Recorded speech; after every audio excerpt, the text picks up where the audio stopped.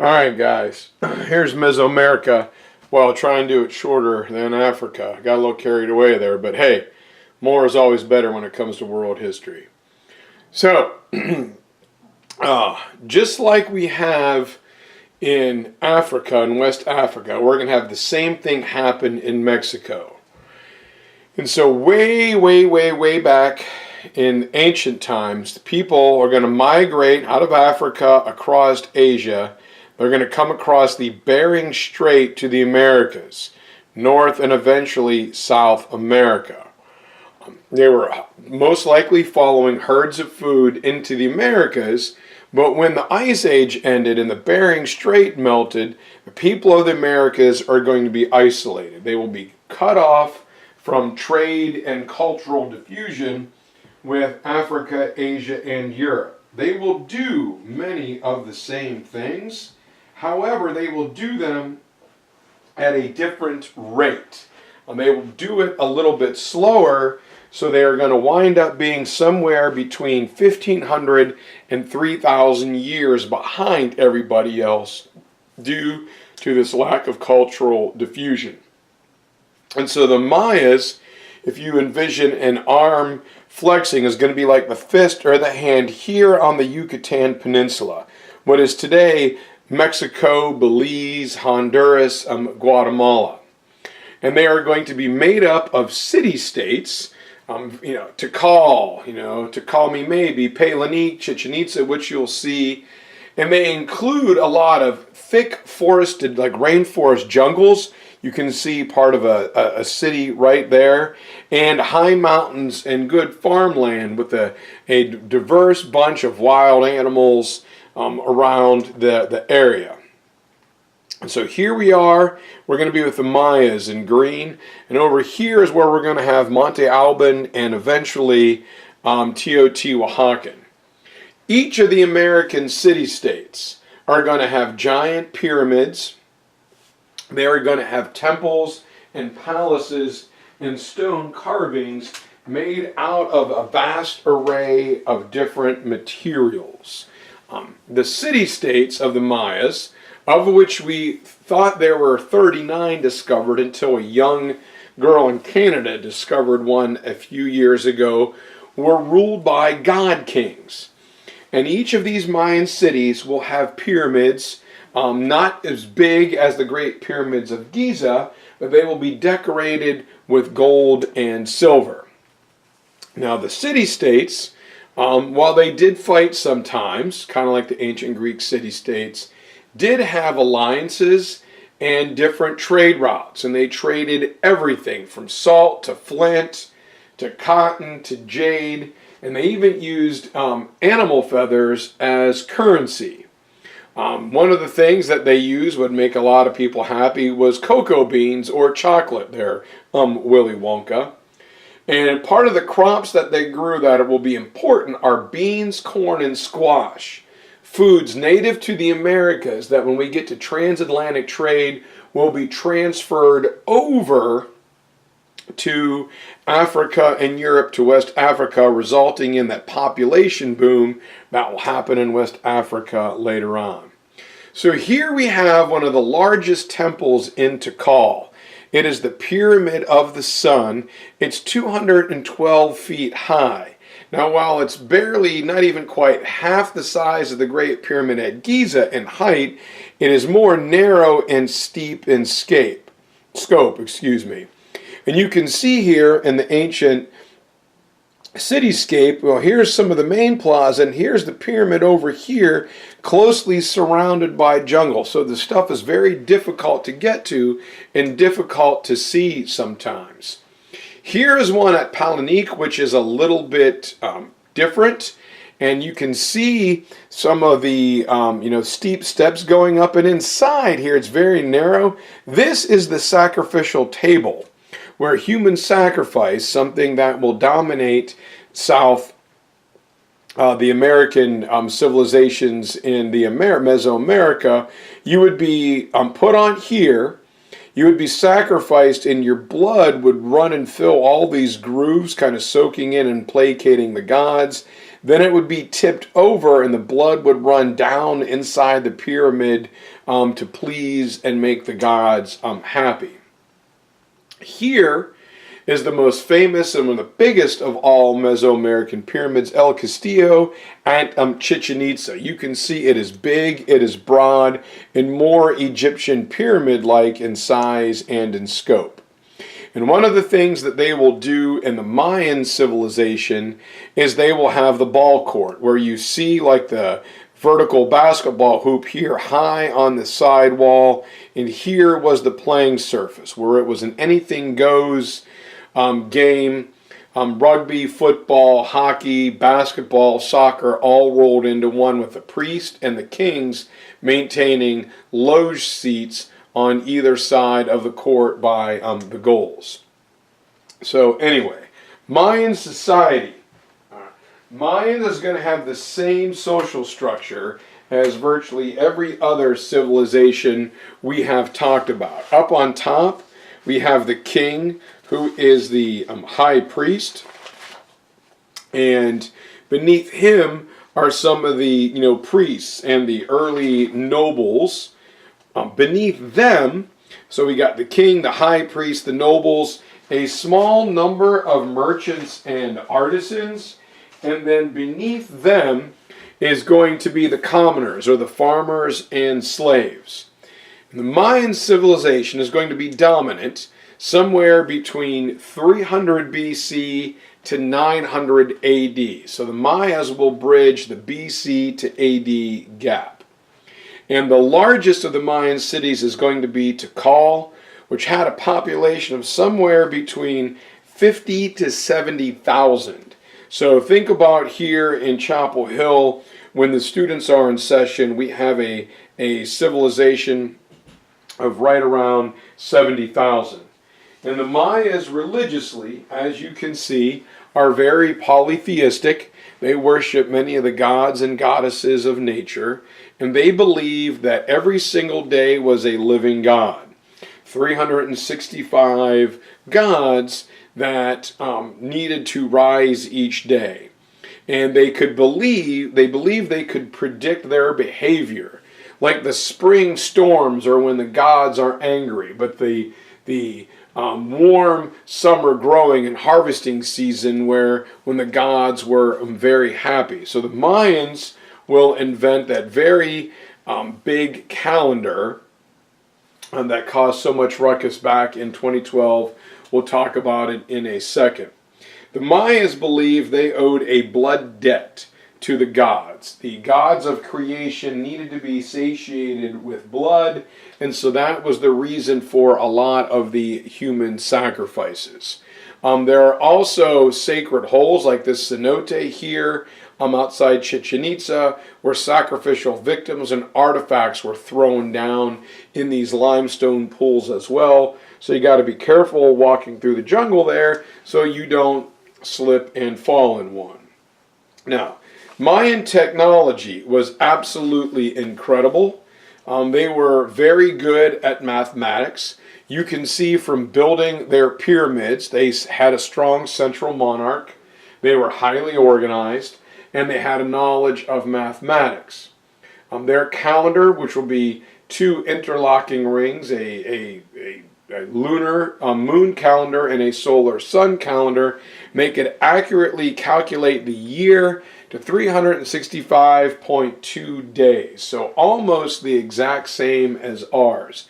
And they use what is known as the golden ratio, used in perspective, 1.168 or 1 to 1.68. That's used in the perspective of the Mona Lisa, the Acropolis, the Egyptian pyramids, and the Mayas. So everybody comes up with this. And here you have the two main calendars. This is a picture of one of the rings, the 365-day solar ring, which will look like a piece of 8 or pesos de ocho that were used by the Spaniards when they will suck the gold out of the Americas. So the lunar calendar had 13 months to 20 days in every month. The solar calendar a little bit longer, 18 months with 20 days, and they had that 5-day holiday like leap year period at the end. When linked, the two calendars will form the infinity symbol. So for whatever reason, people thought the end of the world was going to come. Well, it's simply basically the infinity symbol. Problem with the Mayas is their writing style. They had a very intricate writing system, very hieroglyphic. The only problem with them is that we are not able to decipher it. Their Rosetta Stone or the codex that was used to write it is gone or destroyed, whether it was by natural disaster or fire. We don't know the Spanish. It is all gone, making it very difficult to read. We know they had over 800 glyphs, and they reported invents on things such as paper and even stonework. And one of the things that we got from the Spanish was their intricate story of their creation. But we have to be careful with this. Just like in Africa, it comes from a secondary source. It comes from the interpretation of the Spanish, because we cannot read what the Mayans were saying. By the late 800s, between the Treaty of Verdun with Charlemagne's idiot grandsons in the 900s, the Mayan civilization will slowly disappear. Again, we're not exactly sure what happened for their civilization to collapse, but it was a quick, sudden halt, not a long, drawn-out one like the ancient Roman Empire. There was no monumental architecture, no stone carvings, and their civilization vanished very quickly, being gobbled up by the rainforests there.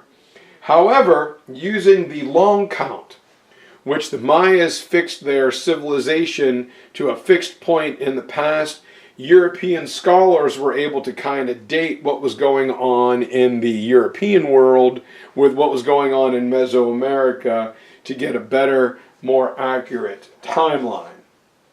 So whether it was a plague, disruption of trade, we don't really know. Population growth, over farming, some type of natural disaster, the great Mayan Empire will collapse and fall. By the time the Spanish will show up, the few remaining Mayans are so sick and decrepit, they could not band together to defeat the Spanish. Plus, the flu and infected blankets given to the Mayas by the Spaniards will pretty much wipe them out. So, this will give rise to one of the great, probably the most famous of the Mesoamerican civilizations, the Aztecs, that will reach their high point sometime between 12 and 1400, right about the end of the High Middle Ages through the Renaissance. And so the Aztecs will enter the area as nomadic warriors to the Toltec rulers in central Mexico, near the current location of modern-day Mexico City. And when there was a problem with one of the Toltec subjugated peoples, why, they would send the Aztecs to do what? That's right, kick some Aztec. And as the Aztecs do this after a time, they say, wait a minute, why are we taking orders and doing all the hard work? Why don't we simply take over? And they do. And they will form a society that is very similar in some ways to ancient Sparta and ancient Rome. When it comes to Sparta, every male in the village was expected to participate in the military in some way. Everyone was a soldier. The nobles were sent to officer candidate school, or OCS, and the peasants were the frontline soldiers. But there was upward social mobility in the Aztec world. And here is the Aztec Empire running from central Mexico southward. And their goal when fighting was to capture territory, to extract goods and services. Like ancient Rome, they were extractive, and they also needed a mass amount of sacrificial victims, more so than anybody else. So they conquered territory for victims, and for trade goods. And when they got a hold of you, they became that, milkshake slurpers. They literally sucked the resources out of the people that they conquered. We know that some conquered peoples had to pay as much as 2 million cotton cloaks in 1 year to virtually clothe all of the Aztecs. Another group had to give 7,000 tons of corn, with a ton being 2,000 pounds. It was just incredible. And when it comes to doing all of this, it falls on the backs of the Aztec warriors. Now, warriors were measured not on how many captives they killed, but how many they brought back to sacrifice. You didn't want to kill your opponent. You wanted to wound them and bring them back so their blood could appease the gods, as the sun needed blood to rise each day. Excuse me there. So, the more warriors you bring back to sacrifice, the higher your status is. This over here is a piece of parchment captured by the Spanish that is a record of all the tribute that were given to the Aztecs. And here is their beautiful city of Tenochtitlan, floating in the middle of a giant lake, with the 4 causeways running to it, 1, 2, 3, and 4, the aqueducts coming into the city. It was just beautiful. And when Cortez saw it, 60,000 people going to a well-ordered market. It was like a giant Sam's Club. He couldn't believe it. Man, this is better than anything we got in Europe. Not even Sevilla and Cordoba can match this. So let's go down there and destroy it. One of the cool things that they had, once again, are the Chinampas, the floating reed baskets of earth where they could grow food in, floating on the lake bed to make sure they were safe at all times.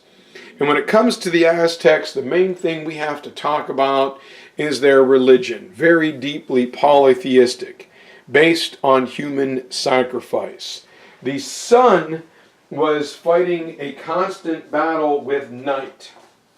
And so to make the sun come up the next day, they had to sacrifice victims. The blood would power the sun and give him the strength to defeat his enemies.